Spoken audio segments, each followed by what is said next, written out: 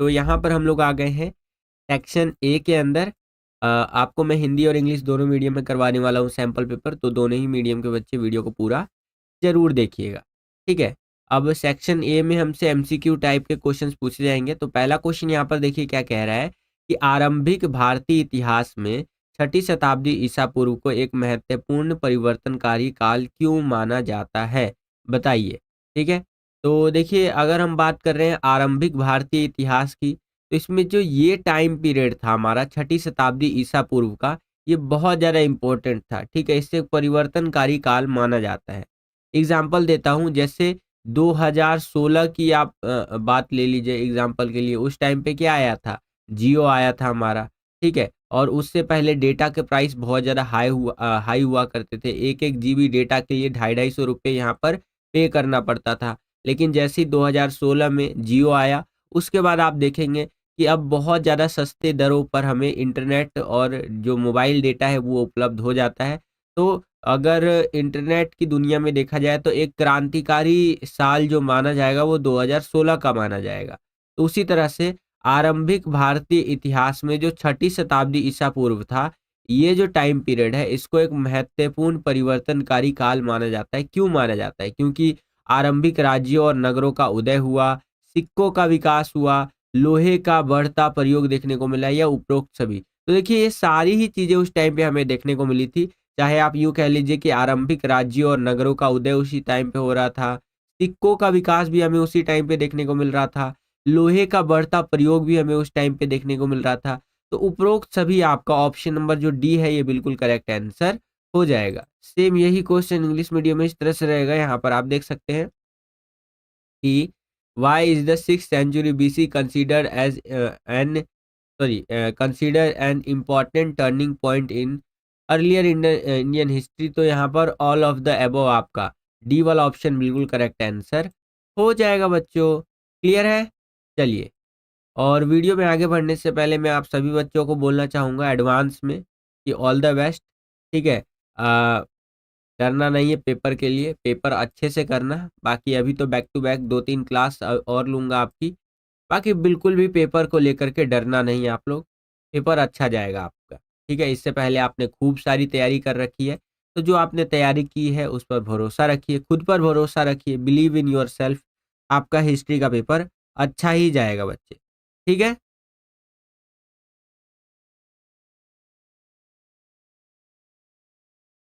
चलिए आगे चलते हैं, अगला क्वेश्चन देखते हैं बच्चों। दूसरे क्वेश्चन में यहाँ पर देखिए क्या कह रहा है कि निम्नलिखित कथनों को ध्यानपूर्वक पढ़िए। चलिए जी यहाँ पर इन कथनों को ध्यानपूर्वक पढ़ लेते हैं। यहाँ पर पहला कथन, पहला स्टेटमेंट क्या कह रहा है कि उत्तर प्रदेश के बड़ौत परगना के एक बड़े गांव के रहने वाले थे, ठीक है। जो ये व्यक्ति है जिनकी बात यहाँ पर हो रही है, ये यूपी के बड़ौत परगना के एक बड़े गांव में रहने वाले थे, ठीक है जी। दूसरे नंबर में क्या कह रहे हैं यहाँ पर कि वह एक जाट कुटुंब से संबंध रखते थे जो 84 गांव में फैला हुआ था, ठीक है जी। और थर्ड स्टेटमेंट, थर्ड कथन यहाँ पर क्या कह रहा है कि इनके आदमियों ने सरकारी इमारतों पर हमला किया, नदी का पुल ध्वस्त कर दिया और पक्की सड़कों को खोद दिया। तो आपको बताना है यहाँ पर किनकी बात हो रही है, ठीक है। तो यहाँ पर अगर हम बात करें तो ये बात हो रही है शाहमल जी की। तो ए वाला ऑप्शन आपका बिल्कुल करेक्ट आंसर हो जाएगा। बाकी यही स्टेटमेंट्स आप इंग्लिश मीडियम में यहाँ पर आप देख सकते हैं, ठीक है। इस तरह से ये दिया गया है और शाहमल ऑप्शन नंबर ए जो है ये बिल्कुल करेक्ट आंसर हो जाएगा। आगे चलते हैं, अगला क्वेश्चन है कि फ्रांसवा बर्नियर का मुगल साम्राज्य के प्रति दृष्टिकोण क्या था। जो फ्रांसवा बर्नियर था बच्चों, तो उसका मुगल साम्राज्य को लेकर के क्या दृष्टिकोण हमें देखने को मिलता था। पहला दे रखा है कि राजा भिखारियों और क्रूर लोगों का राजा था, ठीक है। तो यहाँ पर ये बात जो बोली जा रही है बच्चों, ये बिल्कुल यहाँ पर सही कही जा रही है। अगला है शहर और नगर जो सो कि विनष्ट तथा खराब हवा से दूषित थे। ये बात भी बिल्कुल सही है। अगला है खेत झाड़ीदार तथा घातक दलदल से भरे हुए थे। तो ये बात भी बिल्कुल सही है बच्चों। तो यहाँ पर ए वाला जो ऑप्शन है ये बिल्कुल आपका करेक्ट आंसर हो जाएगा, ठीक है। यही इंग्लिश मीडियम में आप यहाँ पर देख सकते हैं इस तरह से, और ए वाला ऑप्शन आपका करेक्ट हो जाएगा। क्लियर है बच्चों? चलिए आगे चलते हैं। अब ये वाला क्वेश्चन देखिए बच्चों, यहाँ पर ये चित्र दिया गया है, ये कौन-सा चित्र है? ये मैंने आपको करवाया भी था वैसे। अगर कोई बच्चा यहाँ पर बता पाए तब तो वेल एंड गुड है। बताइए मुझे।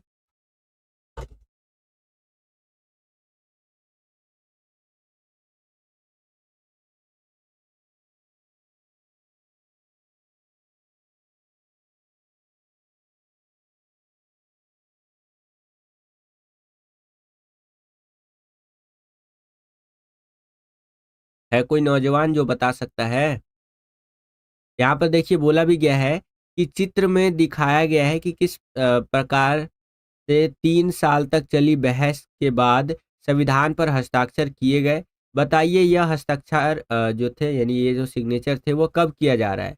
ठीक है, आपको यहाँ पर 4 में से कोई एक ऑप्शन चुन करके बताना है। ठीक है? Very good, very good. बहुत सारे बच्चे यहाँ पर सही जवाब दे रहे हैं। तो देखिए जो आपका 4th क्वेश्चन है, इसका आपका जो करेक्ट आंसर हो जाएगा वो हो जाएगा दिसंबर 1949 में संविधान पर हस्ताक्षर किए गए। तो यहाँ पर देखिए संविधान पर हस्ताक्षर किए जा रहे हैं जो हमारा भारतीय संविधान है, और दिसंबर 1949 दिसंबर 1949 ये हमारा करेक्ट आंसर हो जाएगा। ठीक है? यही इंग्लिश मीडियम में इस तरह से रहेगा, ये आप देख सकते हैं। और सी वाला ऑप्शन जो है ये बिल्कुल करेक्ट आंसर हमारा हो जाएगा बच्चों। क्लियर है? चलिए आगे चलते हैं।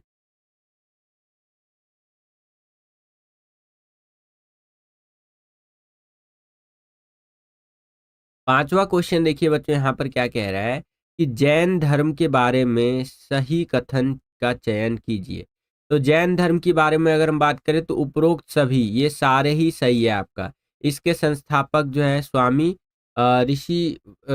ऋषिव देव जी माने जाते हैं। कुल तीर्थंकर की बात करें तो 24 है, 24वें जो थे वो महावीर जी थे। तीर्थंकर की बात करें तो वे लोग जिन्हें पुरुषों तथा महिलाओं के जीवन की नदी को उस पर पहुँचाया जाता है। तो ये इस तरह से तीर्थंकर के बारे यहाँ पर तीर्थंकर के बारे में बातें की गई। तो उपरोक्त सभी आपका करेक्ट आंसर हो जाएगा।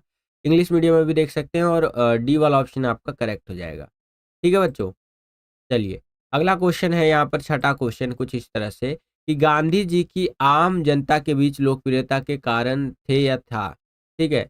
तो मतलब गांधी जी जो थे ना, अगर हम बात करें यहाँ पर जब वो भारत में आए और उन्होंने अपना राजनीतिक करियर शुरू किया 1900 लगभग 16-17 से लगा लीजिए, 17 से लेकर के 1922 तक वो बहुत ज़्यादा लोकप्रिय हो गए थे भारतीय समाज के अंदर, भारतीय लोगों के अंदर, भारतीय जनता के अंदर।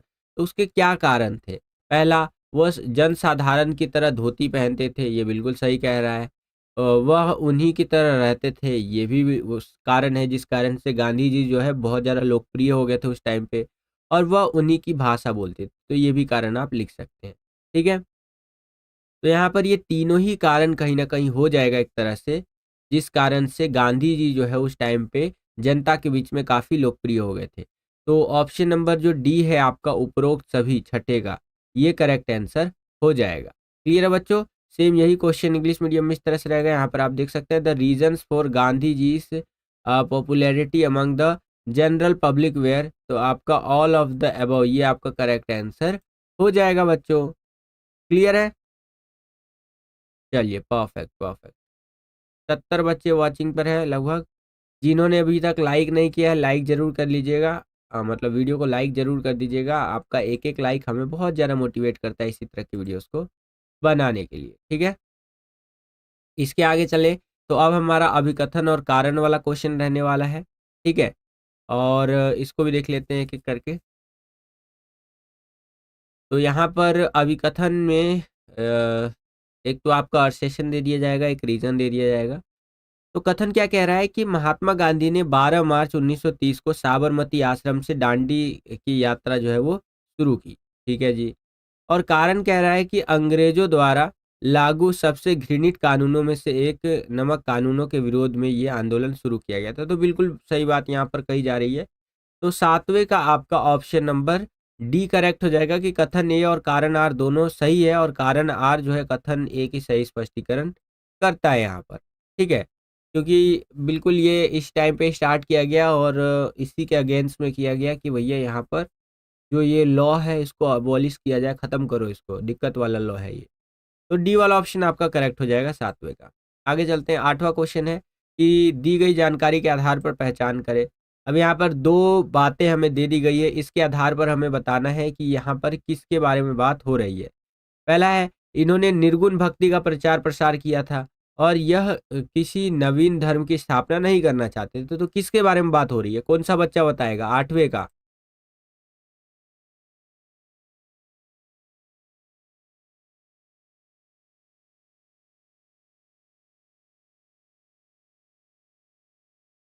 है कोई नौजवान जो बता सके यहाँ पर कि किसके बारे में यहाँ पर बात की जा रही है? कि ये निर्गुण भक्ति का प्रचार प्रसार किया इन्होंने और किसी भी नए धर्म को ये नहीं स्थापित करना चाहते थे। संत कबीर जी की बात हो रही है, महावीर जैन जी की बात हो रही है, बाबा गुरु नानक जी की बात हो रही है या नाना साहेब जी की बात हो रही है? देखते हैं एक बारी आपका कितना तैयारी है।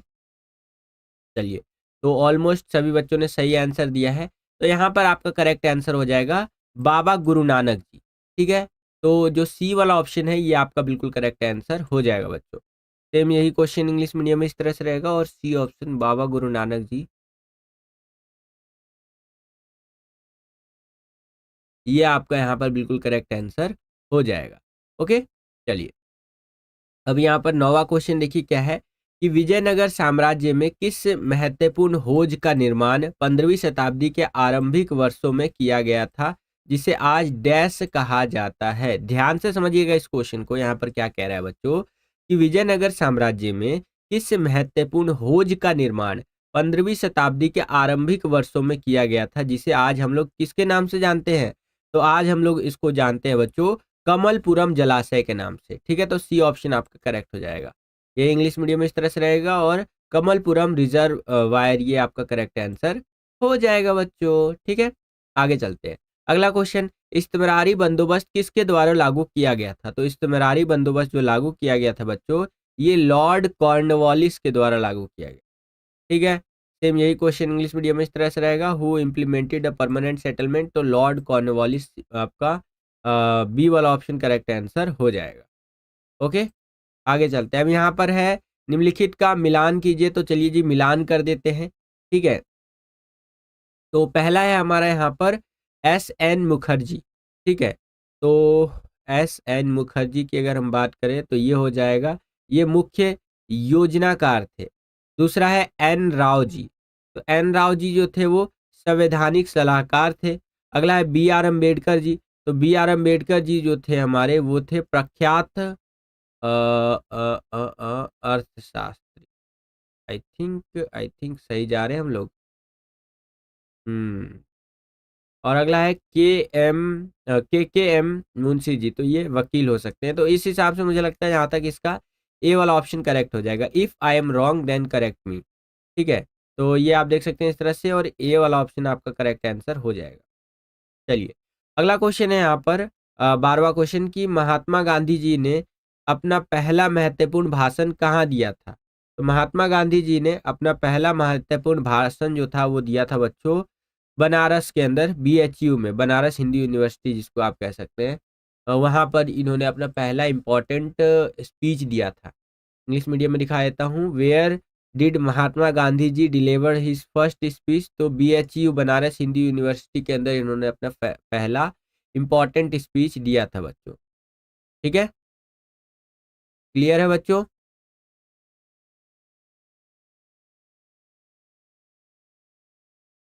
अगर आपको वीडियो पसंद आ रहा है तो वीडियो को लाइक करते हुए चलिए। 83 बच्चे वॉचिंग पर है, जिन्होंने अभी तक लाइक नहीं किया लाइक जरूर कर दीजिएगा।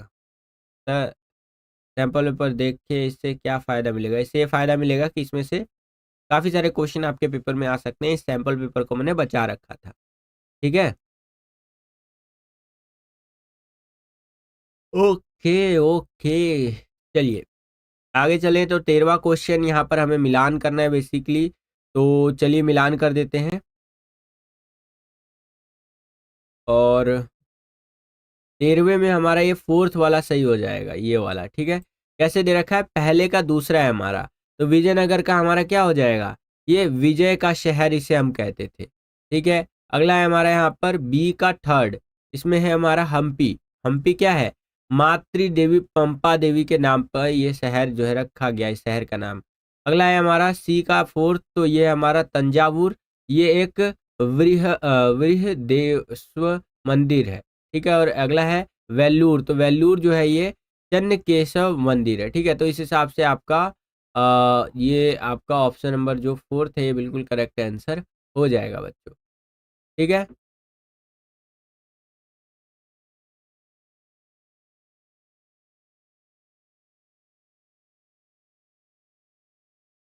चलिए परफेक्ट।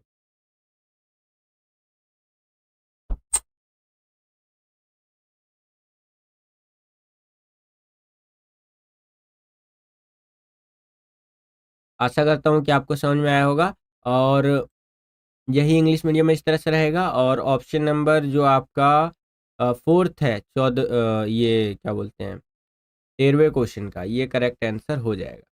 आगे चलते हैं, अब हम लोग आ गए हैं 14वें क्वेश्चन के अंदर। यहाँ पर देखिए 14वां क्वेश्चन क्या है हमारा, इसमें कह रहा है कि अल बिरूनी की कृति किताबुल हिंद के संबंध में असत्य कथन आपको बताना है।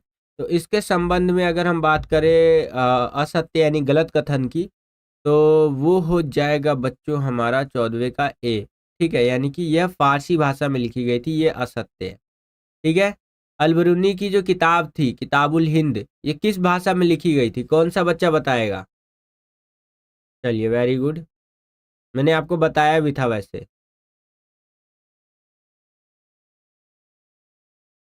देखे जरा कौन सा बच्चा यहाँ पर बता पाता है। सर जी इतना स्लो है, फास्ट करो। बिल्कुल बिल्कुल बिल्कुल फास्ट समझाएंगे, डोंट वरी, चिंता मत कीजिए, अभी तो बहुत तैयारी करना है हमें।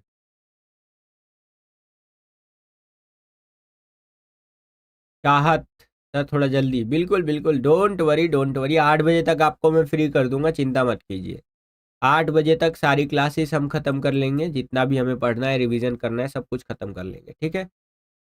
अरबी, वेरी गुड, बहुत सारे बच्चे यहाँ पर जवाब दे रहे हैं, ठीक है। क्या बात है, क्या बात है। चलिए, तो यहाँ पर ए ऑप्शन आपका करेक्ट हो जाएगा, यही इंग्लिश मीडियम में इस तरह से रहेगा। And it is return in Persian language, तो ये आपका गलत है, ठीक है बच्चों। मोस्ट प्रोबेबली अरबी में लिखा गया। नेक्स्ट क्वेश्चन, हड़प्पा सभ्यता के जिस स्थल पर कृषि के लिए जल संचयन हेतु जलाशय के साक्ष्य मिले हैं वो कौन सा है? तो देखिए आप सभी को पता होगा, जलाशय के जो साक्ष्य मिले हैं हमें बच्चों, वो धोलावीरा से मिले हैं, ठीक है। तो यहाँ पर आपका 15वें का सी ऑप्शन करेक्ट हो जाएगा, ठीक है। यहाँ पर आप देख सकते हैं। आगे चलते हैं, अब ये 16वां क्वेश्चन है, और 16वें क्वेश्चन में बेसिकली हमें मिलान करना है। तो चलिए जी मिलान कर देते हैं। पहला है हमारा मार्च अप्रैल 1919, तो इस टाइम पे क्या हुआ था, रोलैक्ट एक्ट हमें देखने को मिला था। उसके बाद अप्रैल 1919, इस टाइम पे आपको पता है 13 अप्रैल 1919 को जलियांवाला बाग हत्याकांड हुआ था।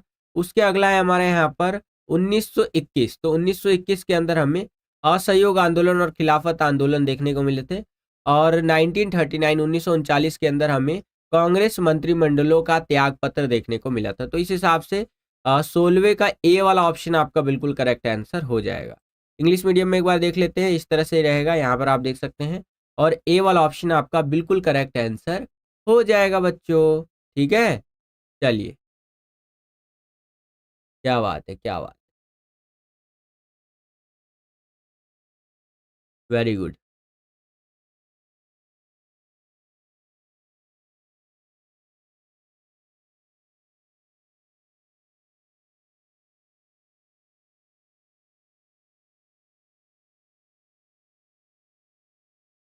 ना आपको समझ में आ गया?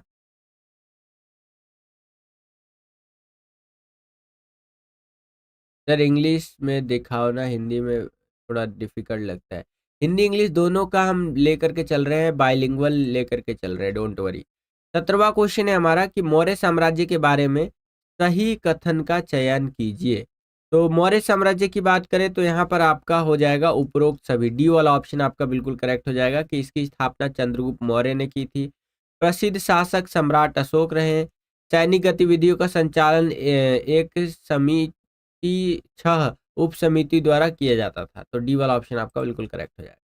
ये आप देख सकते हैं, तो ऑल ऑफ द अबव आपका करेक्ट हो जाएगा। 18वां क्वेश्चन, निम्नलिखित कथनों को ध्यानपूर्वक पढ़िए। तो ये आप देख सकते हैं सारे कथन दिए गए हैं और यहाँ पर आपका सारे ही कथन बिल्कुल सही है, तो यहाँ पर ए ऑप्शन आपका बिल्कुल करेक्ट आंसर हो जाएगा।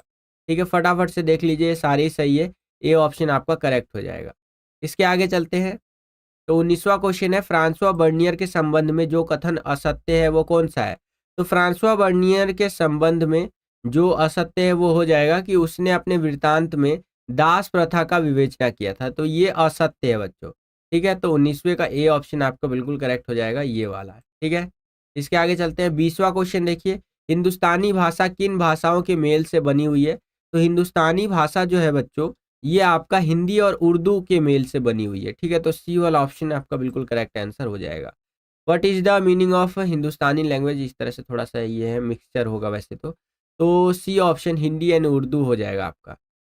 21वां क्वेश्चन देखिए, मीराबाई जी के बारे में निम्नलिखित कथनों पर विचार कीजिए। तो मीराबाई जी के बारे में अगर हम बात करें, तो आपको पता है कृष्ण की बहुत ज़्यादा प्रेमी रह चुकी हैं वो। तो ये सारे ही जो बातें यहाँ पर दी गई है, ये करेक्ट है उनके बारे में। ये आप देख सकते हैं, ये सारी बातें जो यहाँ पर बताई जा रही है, ये सही है। ठीक है, तो इस हिसाब से ए वाला ऑप्शन आपका बिल्कुल करेक्ट आंसर हो जाएगा। बाकी इंग्लिश मीडियम में भी आप यहाँ देख सकते हैं, सारी बातें जो बताई जा रही है मीराबाई जी के संबंध में, ये बिल्कुल सही बातें यहाँ पर बताई जा रही है। क्लियर है बच्चों?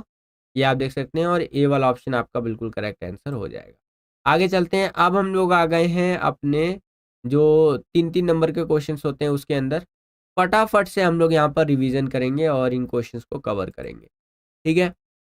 एक बारी जितने भी बच्चे वॉचिंग पर हैं, सारे बच्चे चैट सेक्शन में फायर वाला इमोजी लगा देंगे ताकि मुझे पता चल जाए कि मोटिवेशन का लेवल अभी भी बरकरार है। ठीक है? फटाफट से फायर वाला इमोजी लगा देंगे।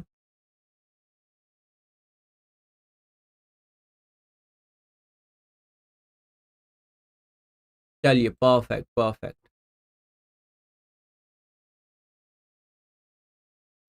देखिए ऑलमोस्ट हमने अपना 30% पेपर, 30 to 40% पेपर तो डिस्कस कर ही लिया है। मोस्टली एमसीक्यू हमारा एक थोड़ा सा रहता है, उसके बाद हम यहाँ पर आगे करेंगे। ठीक है,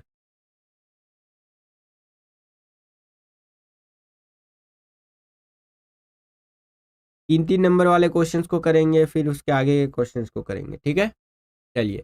तो बहुत सारे बच्चों ने फायर वाला इमोजी लगा दिया, क्या बात है, क्या बात है। शुरू करते हैं बच्चों।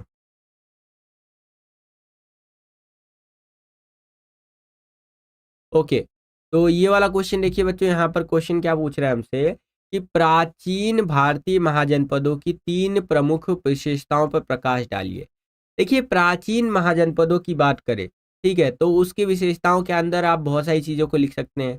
जैसे महाजनपद की प्रमुख विशेषताएं जो कि इस प्रकार से, पहला, बौद्ध तथा जैन ग्रंथों में महाजनपद नाम से 16 राज्यों का उल्लेख मिलता है। ठीक है, तो 16 महाजनपद के बारे में यहाँ पर बताया गया है, जिसके अंदर वज्जी, मगध, कौशल, कुरु, पांचाल, गांधार और अवंती जैसे नाम है अत्यधिक यहाँ पर महत्वपूर्ण बताए जाते हैं और सबसे महत्वपूर्ण यहाँ पर मगध को बताया जाता है। ठीक है, अगला, महाजनपदों का शासन प्रणाली। ज्यादातर महाजनपदों पर राजा का शासन होता था, लेकिन गण और संघ के नाम से प्रसिद्ध राज्यों में अनेक लोगों के समूह का यहाँ पर शासन यहाँ पर हमें देखने को मिलता था। महाजनपदों की राजधानियां हुआ करती थी। महाजनपदों में किए जाने वाले कार्यों की बात करें तो इसके अंदर किसानों द्वारा व्यापारियों और शिल्पकारों से कर वगैरह लेना, भेंट वसूल मतलब भेंट वगैरह हो देना लेना, ठीक है, कर वसूलना, पर बहुत सारे काम यहाँ पर हुआ करते थे। तो इस तरह से आप महाजनपदों की विशेषता के बारे में आप लिख सकते हैं और यही क्वेश्चन इंग्लिश मीडियम में इस तरह से रहेगा कि throw light on 3 main features of ancient Indian Mahajanapadas, जैसे कि साइलेंट फीचर ऑफ महाजनपदास। तो ये आप देख सकते हैं, इस तरह से रहेगा आंसर। ये इंग्लिश मीडियम में आप देख सकते हैं बच्चों। क्लियर है? जिनका भी इंग्लिश मीडियम है फटाफट से यहाँ पर देख लीजिए। ओके, चलिए, इसी में एक अथवा दे दिया है। अगर ऊपर वाला क्वेश्चन नहीं आता है तो नीचे वाला क्वेश्चन करिएगा। ये क्वेश्चन आज के पेपर में आने की संभावना बहुत ज्यादा है, मगध वाला क्वेश्चन।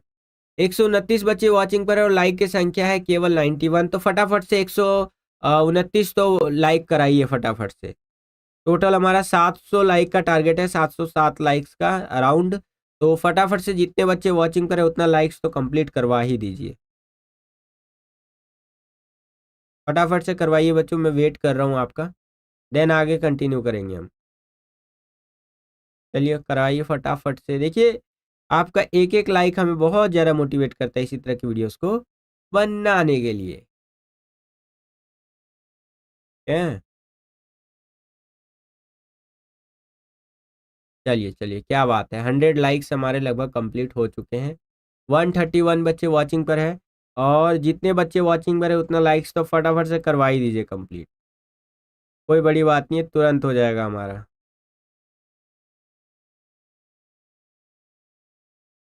चलिए आगे चलते हैं बच्चों।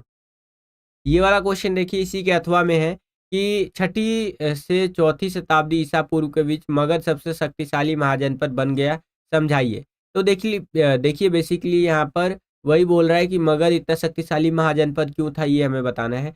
तो देखिए बहुत सारे कारण थे, है ना? जैसे प्राकृतिक रूप से सुरक्षित था मगध, है कि नहीं? इसके इर्द गिर्द पहाड़ियाँ थी जिस कारण से इस पे हमला नहीं किया जा सकता था ज़्यादा उतना वैसी तरीके से। तो इसलिए मगध इतना ज़्यादा शक्तिशाली रह पाया। उपजाऊ भूमि थी, अब उपजाऊ भूमि देखिए कैसे इम्पोर्टेंट रोल अदा कर रही थी उस टाइम पे। उस टाइम पे मेनली टैक्स कलेक्ट होता था कृषि के बेसिस पर, जहाँ पर ज़्यादा खेती होगी उतना ज़्यादा टैक्स कलेक्ट होगा।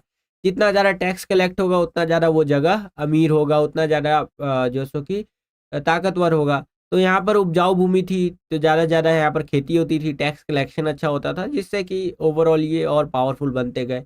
जंगल से हाथी लाए जाते थे और सेना में काम लिए जाते थे। नदी परिवहन देखने को मिलता था, योग्य शासक देखने को मिलता था, लोहे का उपयोग देखने को मिलता था। तो इस तरह से करके आप यहाँ पर लिख सकते हैं बच्चों। ठीक है? जिस कारण से मगध इतना ज़्यादा शक्तिशाली था। इंग्लिश मीडियम में देख लीजिए इस तरह से थोड़ा-सा टाइम दे दिया है बीच में और घुमा दिया है, लेकिन सिंपल सा क्वेश्चन यही है कि मगध क्यों इतना ज़्यादा पावरफुल था, वही बताना है आपको। तो ये आंसर आप इस प्रकार से लिख सकते हैं, इंग्लिश मीडियम में यहाँ पर देख सकते हैं। क्लियर है? आगे चलते हैं। अगला है हमारा सहायक संधि कब और किसके द्वारा लाई गई तथा इसके तहत क्या कहा गया था? तो सहायक संधि की शुरुआत 1798 में लॉर्ड वेलेस्ली द्वारा की गई। इसके अंदर बहुत सारी बातें कही गई थी, जैसे यह एक ऐसी व्यवस्था थी जिसमें अंग्रेजों के साथ संधि करने वाले को कुछ शर्तों माननी पड़ती थी जो कि निम्नलिखित है। पहला, अंग्रेज अपनी सहयोगी की बाहरी और आंतरिक चुनौतियों में रक्षा करेंगे। सहयोगी पक्ष के भू क्षेत्र और में ब्रिटिश सैनिक टुकड़ियाँ तैनात रहेंगी। इस तरह से कह लीजिए ये एक तरह से ना ट्रैप वाला था, जिसमें ट्रैप किया जा रहा था, फँसाया जा रहा था लोगों को। ठीक है? चलिए, ये आप देख सकते हैं, ठीक है? एंड इंग्लिश मीडियम में इस तरह से रहेगा, ये आप देख सकते हैं और आंसर आपको इस प्रकार से लिखते हुए चलना है बच्चों। क्लियर है? चलिए, अगला है हमारा बर्नियर के नाम तथा उसकी विशेषताएँ लिखिए। ठीक है? तो बर्नियर का पूरा नाम क्या था? तो फ्रांसुआ बर्नियर था और इसकी बुक थी travel in the Mughal empire. ठीक है? और travel to in the Mughal empire और इसके बारे में जो बातें दी गई है, ये आप देख सकते हैं। ठीक है? चलिए। इंग्लिश मीडियम में एक बार दिखा देता हूँ, ये इस तरह से रहेगा और आंसर इस तरह से आपको लिखते हुए चलना है, ये आप अपनी स्क्रीन पर देख सकते हैं बच्चों। ठीक है, देखिए जो क्वेश्चन मुझे लगता है कि एक मर्तबा आपको दिखा देना चाहिए, एक नज़र मार लीजिए, तो वो एक नज़र मरवा दूँगा, बाकी जो मुझे लगता है इम्पोर्टेंट है, उस पर मैं आपको समझा दूँगा उस क्वेश्चन को। जैसे ये क्वेश्चन ले लीजिए, ईसा पूर्व प्रथम शताब्दी का काल विश्व इतिहास में एक महत्वपूर्ण मोड़ माना जाता है, क्यों? ठीक है, क्योंकि इसी टाइम पर देखेंगे तो चिंतकों का उद्भव हमें देखने को मिला, जैसे ईरान में जरथुस्त्र, ठीक है? यूनान में सुकरात, प्लेटो, अरस्तू और भारत में महावीर बुद्ध जैसे हमें यहाँ पर चिंतक देखने को मिले। इस कारण से ईसा पूर्व प्रथम शताब्दी का काल बहुत ज़्यादा महत्वपूर्ण माना जाता है। ठीक है? और इंसानों और विश्व व्यवस्था के बीच रिश्तों को समझने की कोशिश कर रहे थे इस टाइम पे। गंगा घाटी में नए राज्य और शहर उभर कर के आ रहे थे, ठीक है? नए सामाजिक एवं आर्थिक जीवन में कई तरह के बदलाव आ रहे थे। पूर्व वैदिक परंपरा जिसकी जानकारी हमें 1500 से 1000 ईसा पूर्व में संकलित किए गए ऋग्वेद से मिलती है। तो ये सारी चीज़ें हमें इस टाइम पे देखने को मिल रही थी, जिस कारण से प्रथम शताब्दी का काल जो है वो बहुत ज़्यादा इम्पोर्टेंट माना जाता है। क्लियर है बच्चों? चलिए, चलिए वेरी गुड, वेरी गुड।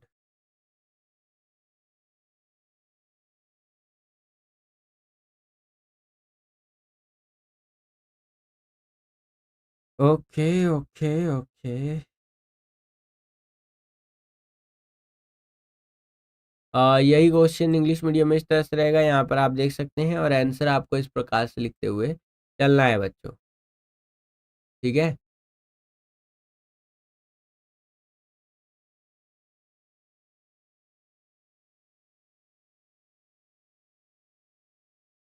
आगे चलते हैं।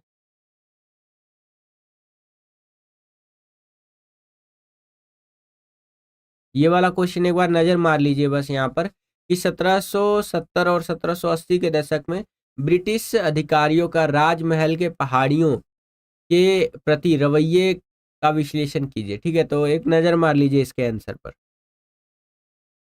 जो मुझे इंपॉर्टेंट लगेगा उसको मैं समझा दूंगा आपको, बाकी ये भी देख लीजिए एक बार। इस तरह से रहने वाला है। ठीक है, ये क्वेश्चन से आप एक बार देख लीजिए बस। क्लियर है? एक बार इंग्लिश मीडियम में भी दिखा देता हूँ मैं आपको, फटाफट से इनको देख लीजिए। जो जो इंपॉर्टेंट है उसको मैं समझा दूंगा, बाकी अदर चीज़ों पे एक नज़र मार लीजिए आप।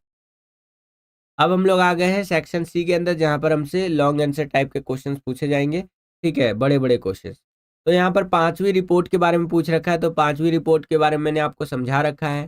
ठीक है, अब क्वेश्चन क्या है कि पांचवी रिपोर्ट का वर्णन कीजिए, इसकी आवश्यकता क्यों पड़ी, तथा पांचवी रिपोर्ट पूर्णतः एक भरोसे लायक क्यों नहीं थी, वो बताना है। तो देखिए, पांचवी रिपोर्ट जो थी वो ईस्ट इंडिया कंपनी के प्रशासन के बारे में थी।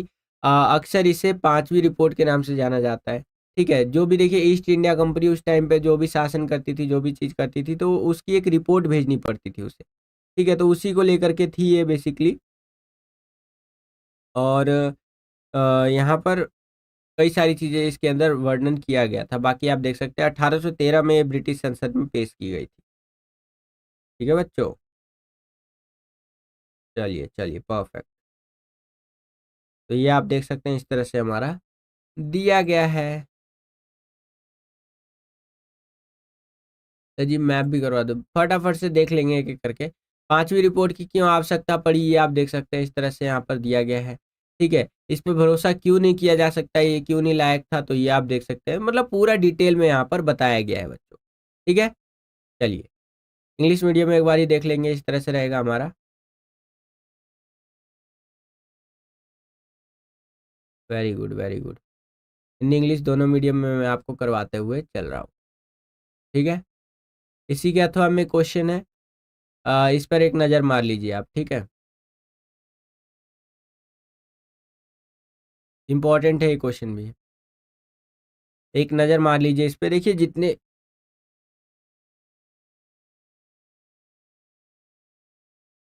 जितने क्वेश्चन मुझे लगता है बहुत ज़्यादा इंपॉर्टेंट है उसको मैं समझा दे रहा हूँ, बाकी अदर क्वेश्चंस पे एक नज़र मरवा दे रहा हूँ आपकी, ताकि इनको भी आप देख लें एक बार। ठीक है, चलिए आगे देखेंगे तो यहाँ पर बोला जा रहा है, सिंधु घाटी सभ्यता को कालांतर में हड़प्पा सभ्यता क्यों कहा जाने लगा, इसे नगरीय सभ्यता क्यों कहते हैं। तो ये तो बना के लिखने वाला क्वेश्चन है, आप यहाँ पर देख लीजिए, मैं आपको दिखा देता हूँ। हड़प्पा सभ्यता बहुत ज़्यादा एडवांस थी, वहाँ पर किस तरह से चीज़ें बनी होती थी, दुर्ग, निचला शहर, है ना, इन सब के बारे में आप लिख दीजिएगा। बना करके लिखने वाला क्वेश्चन है बच्चों, थॉट बेस्ड क्वेश्चन जिसको आप कह सकते हैं। एनसीईआरटी को आधार बना करके यहाँ पर आंसर आपको लिखना है बच्चों। क्लियर है? चलिए, ये आप देख सकते हैं।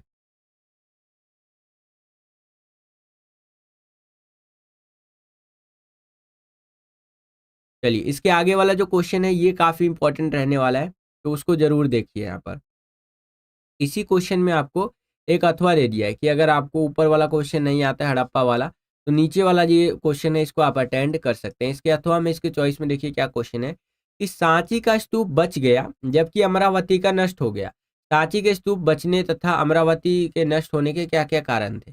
तो कई सारे कारण थे, जैसे कि खोज, राजा की गलती, 1796 में स्थानीय राजा मंदिर बनवाने के लिए कार्य जो है वो शुरू हुआ था, और यहाँ से अमरावती के कई अवशेष प्राप्त हुए, लेकिन राजा को ऐसा ही यहाँ कोई खजाना है, इसलिए खुदाई के दौरान इसके अनेक उत्कीर्ण यहाँ पर पटल हटा दिए गए। इस कारण से भी यहाँ पर हमें ये स्तूप नष्ट होता हुआ दिखाई दिया। कॉलिन मैकेंजी के कुछ हमें चीज़ें देखने को मिली। बाकी कुछ कुछ चीज़ें आप यहाँ पर देख सकते हैं। अमरावती का क्यों नष्ट हो गया, सॉरी, सांची का क्यों बच गया। ठीक है, तो वो आप देख सकते हैं, क्योंकि इसके अंदर सहयोग दिया गया था। ठीक है, कि भैया धन से संपत्ति से सहयोग रहेगा, इसको बचा लिया जाना चाहिए। बहुत सारी चीज़ें आप यहाँ पर देख सकते हैं बच्चों, ठीक है? चलिए, इंग्लिश मीडियम में एक बार देख लेंगे बच्चों, इस तरह से रहेगा क्वेश्चन हमारा और आंसर आपको इस प्रकार से लिखते हुए चलना है, ये आप अपनी स्क्रीन पर देख सकते हैं।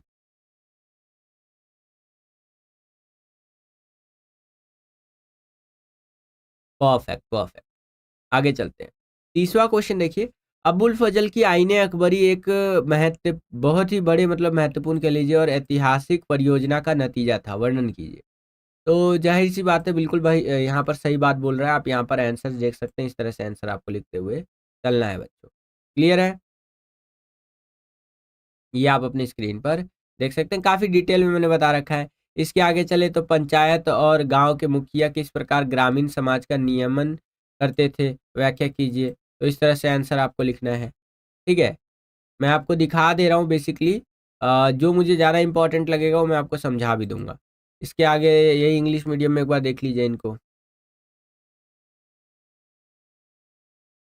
चलिए परफेक्ट, परफेक्ट। इसके आगे चले तो स्रोत आधारित क्वेश्चन है हमारा, जैसे 31वां क्वेश्चन है यहाँ पर चमत्कारिक व अविश्वसनीय इससे रिलेटेड हमारा ये स्रोत दिया गया है, तो ये पढ़ सकते हैं आप, ठीक है? और इससे रिलेटेड हमारा जो क्वेश्चन पूछा जाएगा उनको देख लेते हैं। पहला क्वेश्चन है कि आपके अनुसार गांधी जी के बारे में क्या अफ़वाह थी? अफ़वाहों से क्या पता चलता है? तो उनको ईश्वर के अवतार के रूप में देखा जाने लगा था, ये हमें पता चलता है। अगला, किसान महात्मा गांधी को किस तरह से देखते थे? तो किसान महात्मा गांधी को एक उद्धारक के रूप में देखते थे, जो उनके उद्धार उनको हक दिलवाने के लिए आए हैं। अगला है, गांधी जी की चमत्कारिक शक्तियों के बारे में फैली किसी एक अफ़वाह का वर्णन कीजिए। तो इस तरह से आप लिख सकते हैं, आप अपनी स्क्रीन पर देख सकते हैं बच्चों। ठीक है? चलिए परफेक्ट। बाकी इस तरह से रहेगा आपका इंग्लिश मीडियम में मैं आपको दिखा देता हूँ, ये आप देख सकते हैं, ये पूरा का पूरा है कोर्स। ये क्वेश्चन है बच्चों और इस तरह से आंसर आपको लिखते हुए चलना है, ये आप अपनी स्क्रीन पर देख सकते हैं। ठीक है? चलिए, 32वां क्वेश्चन देखिए यहाँ पर, ये भी आपका स्रोत आधारित है, द्रौपदी का प्रश्न, इसको लेकर के स्रोत दिया गया है। पेपर में कुछ इसी तरह से फॉर्मेट में आपका क्वेश्चन आएगा, तो बड़े ध्यान से देख लीजिए इसको भी, ठीक है? यहाँ पर ये क्वेश्चन है हमारा और ये आंसर आपको इस प्रकार से लिखते हुए चलना है। क्लियर है? 33वां क्वेश्चन देखिए, राजा और व्यापारी से है, ये आप देख सकते हैं, ठीक है? और इस तरह से हमारा रहेगा। चलिए वेरी गुड, क्या बात है, क्या बात है। और ये हमारा रहने वाला है इस प्रकार से, ठीक है? इंग्लिश मीडियम में भी एक बार दिखा देता हूँ, ये आप देख सकते हैं,